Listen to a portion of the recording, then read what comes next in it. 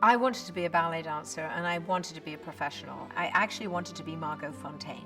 I'd seen Margot perform. I met Margot after a performance. I was besotted with Margot Fonteyn. My parents were very skeptical about the idea of me being a professional ballerina. They put me into ballet originally because I had flat feet.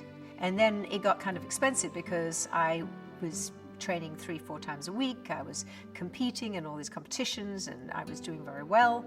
And then the teachers basically came to my parents and said she should go to professional school. And they were like, no, she should take O-levels and A-levels and be a secretary or something. I don't know what they thought I was going to be.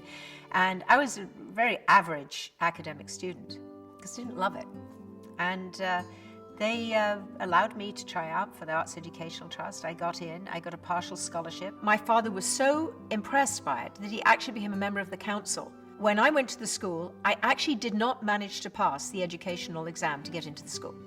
By the end of the first year, I won the school prize for best improvement in academics. By the time we had O-levels, I passed more O-levels a year ahead of the kids in the high academic school that I'd come from. So what he noticed was that when I was able to do something that I loved and be surrounded by people who loved it as well, that the other stuff that I've been struggling with just happened.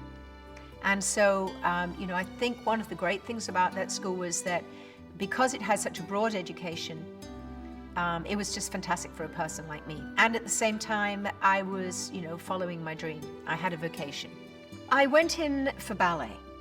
And I think the great part about Arts Educational for me was that they made you study everything.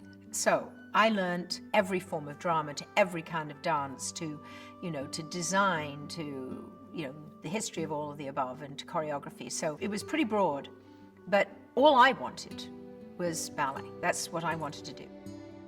The reason I ended up not doing ballet ultimately is that I got cartilage trouble in both knees. And I went to the doctor and they basically said that at that time, the surgery for what I had was not very successful and that I was better off just giving up dancing. And my mother always said to me, this whole idea of kind of opening your heart, which is really my philosophy today, which is that when you have disappointment in your life, which I had huge disappointment when I injured myself and I couldn't dance anymore. My mother taught me to accept that and to reach out and to move forward. And so really, I think their support in allowing me to continue and become an actress when I was devastated about the dancing, that was pretty huge. I think the reason I did so many period pieces for so many years was because of the deportment, was because of ballet. Because you can't wear those period pieces without holding yourself in a certain way. And I would see other actresses, who are like the blue jean crowd, and they just, they just couldn't wear it.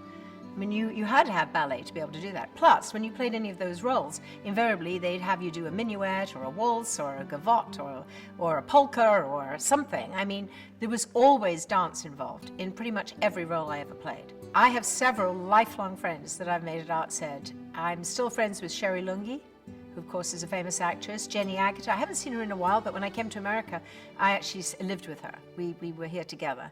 But my closest friend, one of my closest friends on the planet, is a girl called Teresa Kelsey. And I see her all the time in England. And she was the one in our class that really became a dancer. She danced in Germany, and she was the best ballerina. Whenever I see Teresa, we dance on the lawn, we take our shoes off and we prance around and it's crazy because we're almost 60, but we're still behaving like a couple of 13-year-olds at Arts Ed. Yes, lifelong friends.